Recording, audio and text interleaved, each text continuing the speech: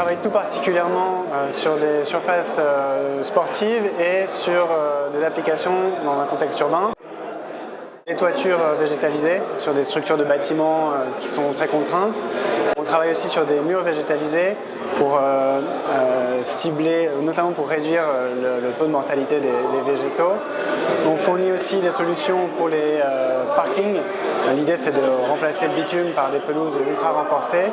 Et c'est cette idée de résistance aussi qui nous fait travailler sur des sujets comme les jardins publics où l'affluence et la pression sur le gazon est énorme et où il faut des solutions qui soient très résistantes à l'affluence.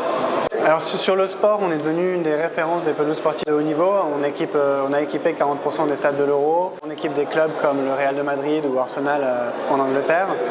Côté végétalisation urbaine, on a un cycle de développement un peu moins mature. On finit notre développement produit. On a quelques réalisations en toiture, en mur, des expérimentations en parking.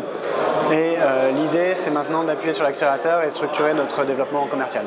Les prochaines étapes de Natural Grass, c'est notamment la construction d'un nouveau site de production qui va nous permettre de satisfaire la demande qu'on reçoit actuellement.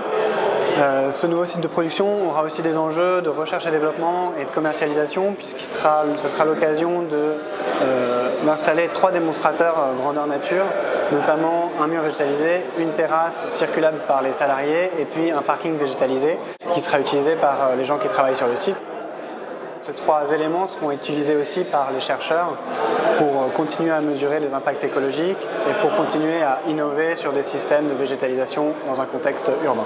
Alors l'objectif aujourd'hui de Natural Grass, c'était de se confronter le plus possible au marché, notamment de continuer à identifier des problématiques de végétalisation complexes qui n'ont pas de solution sur le marché aujourd'hui. C'est vraiment ce qui fait avancer notre recherche et développement. Et puis c'était de se confronter au marché au sens découvrir, rencontrer des partenaires pour des promoteurs, des architectes paysagistes, des constructeurs, des partenaires même de pose, de systèmes de pose. C'est ces gens-là avec lesquels on vient échanger sur des journées comme Innoveco.